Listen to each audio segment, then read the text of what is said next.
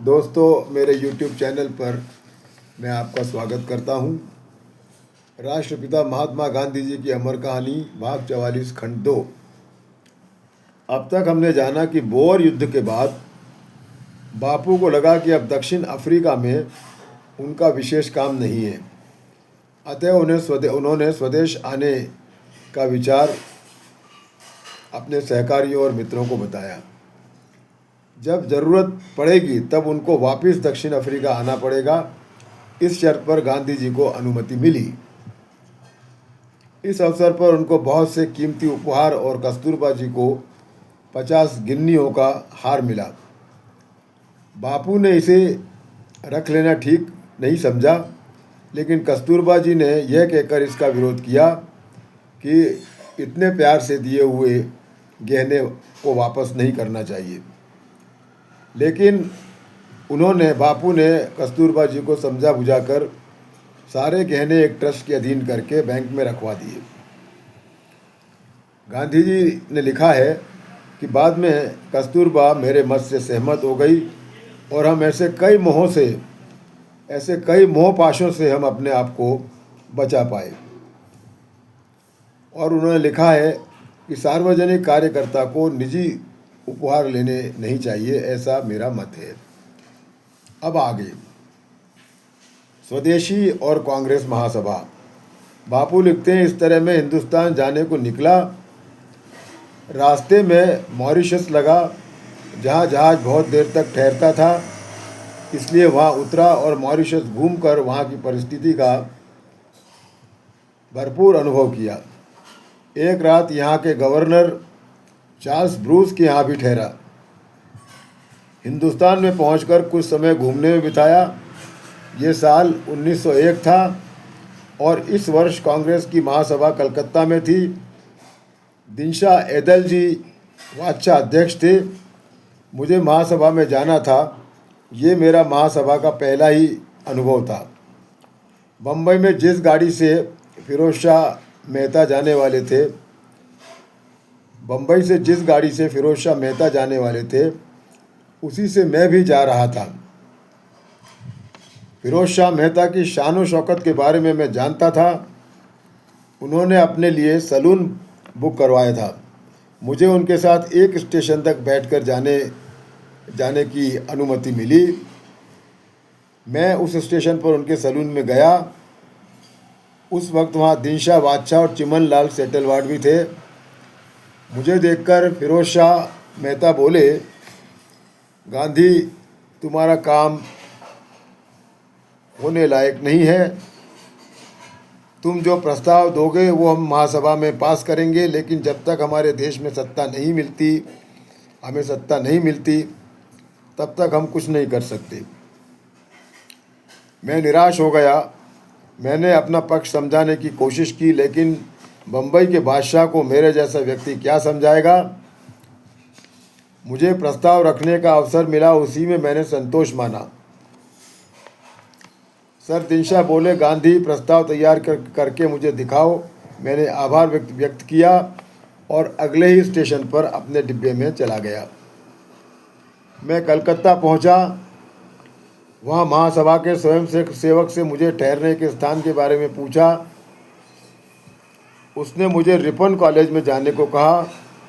वहाँ बहुत से प्रतिनिधियों की व्यवस्था की गई थी। महासभा के अध्यक्ष और अन्य नेताओं को बड़े ठाठ से ले जाया जा रहा था। मेरे भाग्य से जिस विभाग में मैं रुका था वहीं लोकमान्य तिलक को भी ठहराया गया था।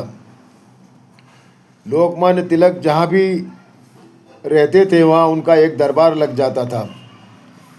मैं यदि चित्रकार होता तो खाट पर बैठे हुए उनका चित्र बना लेता, इतना मुझे अच्छे से याद है। उनसे मिलने कई लोग आते थे, पर मुझे एक नाम याद आता है, वो था अमृत बाजार पत्रिका के मोती बाबू। उन दोनों में ब्रिटिश राज के अन्याय के बारे में बहुत बातें होती थी और उनका मुक्त हास्य भूलना संभव नहीं है। महासभा में अत्यंत अस्वच्छता और अव्यवस्था थी।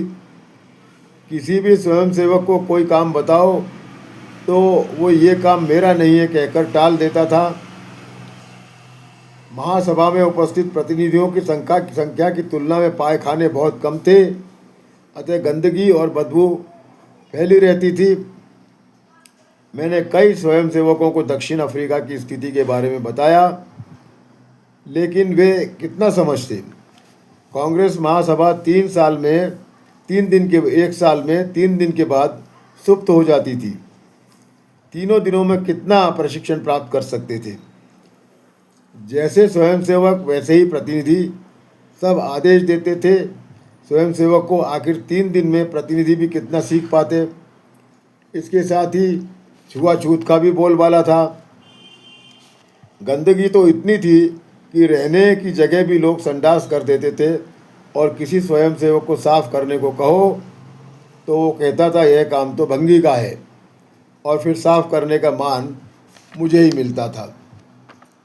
आज काफ़ी सुधार हुआ है, फिर भी अभिचारी प्रतिनिधि कहीं भी मल विसर्जन करके गंदा कर देते हैं, और फिर उससे कौन साफ करेगा। मुझे ऐसा दिखा कि ऐसी गंदी जगह यदि अधिवेशन ज़्यादा दिन चला तो रोगों का प्रादुर्भाव होगा। ये इस अध्याय में बताया है। अब कांग्रेस के बारे में कुछ हम जान लेंगे। कांग्रेस की स्थापना दादा भाई नेरोजी, Elon Octavian Hume, Madhav Govind Ranade और सर फिरोज शाह मेहता ने 28 दिसंबर को बम्बई में की। उस दौर में कई नेता ऐसा मानते थे कि अंग्रेज़ों से कुछ अधिकार मांगकर उन्हें रहने दें, और इसकी चर्चा के लिए कांग्रेस का गठन हुआ। लेकिन कालांतर में नेताओं के विचार बदले और 2 विचारधाराएं बनी। एक विचारधारा लोकमान्य तिलक की थी, जो कहते थे स्वतंत्रता हर कीमत पर, इंडिपेंडेंस बाय हुक और बाय क्रूक, क्योंकि वो हर भारतीय का जन्मसिद्ध अधिकार है। लोकमान्य तिलक ने इस संघर्ष में बहुत कष्ट सहे। उनको देश निकाला दे दिया गया था और 6 साल तक के लिए बर्मा में कैद कर दिया गया था। अंग्रेज उनको the father of Indian unrest कहते थे। दूसरी विचारधारा नरम थी, जो बातचीत और सत्याग्रह से आज़ादी चाहते थे, क्योंकि खून खराबा तो क्रांतिकारियों के संघर्ष में बहुत हो चुका था। गांधी जी लोकमान्य तिलक को अपना बड़ा भाई और गुरु मानते थे, जैसा उन्होंने पिछले अध्यायों में लिखा है। जैसे जैसे संघर्ष आगे बढ़ा, एक अवस्था ऐसी आई जब गांधी जी ने एक ही नीति अपनाई, और वो थी अंग्रेज़ों भारत छोड़ो, क्विट इंडिया। आगे चलकर गांधी जी ने भारतीय राष्ट्रीय कांग्रेस की नींव रखी और इसका संविधान बनाया। और अब आगे के अध्याय में आपका बहुत बहुत धन्यवाद।